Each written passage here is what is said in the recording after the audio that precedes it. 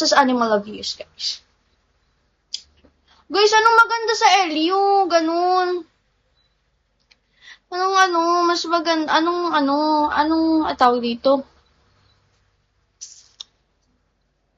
Anong maganda sa LU? Hello, Gilby, welcome back. Gusto ko sa LU kasi sa birthday ko, gusto ko siya mag-LU ako. Pero hindi ko alam kung saan. Any suggestions? Any considerations? Any consideration? Hindi, I mean, suggestion na room, mga pwedeng pag-stayan. Like, Kabsat. Kaso kasi hindi ko afford sa Kabsat kasi medyo mahal sa Kabsat. Ganun. Sa Kabsat, guys. Mahal sa Kabsat kasi nag-inquire na ako sa Kabsat. Kaso mahal. Cannot afford it. My South cannot afford it. Uy. LU. Sa may San Juan Pula Building.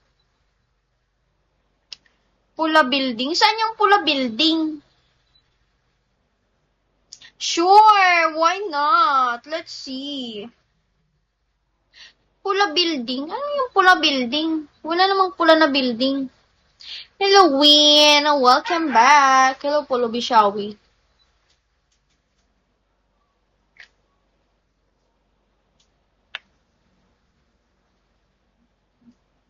Pulang building. Hello, Sean. Shawi. Hindi, I mean suggestion ba, ganon? Like you suggest. Hello, Nathan. Hello, Gusu. You suggest, guys. Kasi I really want to go to San Juan. Kaso ang daming mga na-try ko sa Kabsat. Kaso sa Kabsat, guys, medyo siya. Tawag dito. Medyo mahal and I cannot afford it pa. So, medyo hindi ako doon. So, naghahanap pa ako ng iba. Ganon.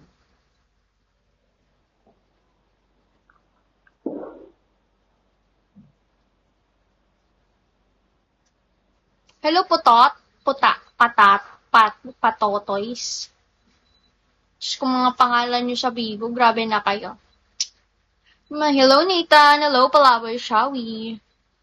So, hindi ko, hello, Dr. Woods. Chill, friend. Kasi bala ko doon. So, nag-iisip pa ako kung saan. Uy, Dr. Woods, thank you so much. And I don't wanna turn back when. Hello, Bombay, Shawi. Hello, Jovena. Too far, sweetheart. Fell apart. Ang ganda dito, actually, guys. Ang ganda dito kasi, tawag dito, yung lamig, andito, lumalabas dito yung lamig. Kasi nasa second floor nga ako. So, yung lamig ng hangin, dito pumupunta.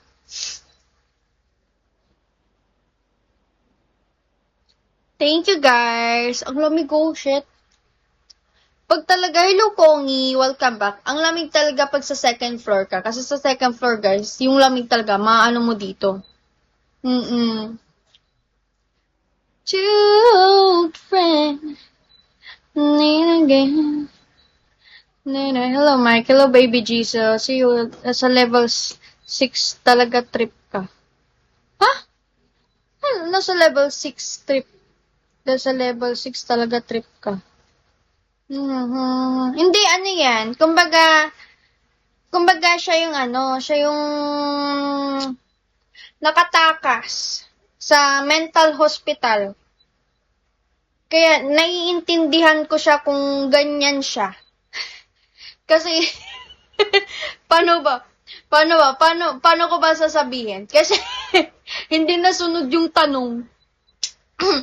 Hindi ko nasagot yung tanong niya. Ay ngayon, alam mo naman ang mga baliw, di ba? Pag na-trigger, kung ano-ano na sinasabi, tas gumagawa na ng mga kwento sa utak. And that's how crazy people are, di ba? So, kapag mainit yung ulo niya sa'yo, kahit hindi ka niya kilala, magsasabi siya ng mga kung anong-ano. Ganon. Sa init ng ulo niya, gagawa siya ng kwento, ay na may pinsan akong pulis sa ganyan. Oh my God, let's see. Kasi I can verify your home. Duh. Hindi ko lang gagawin yan sa'yo. Pero I can verify where you located at.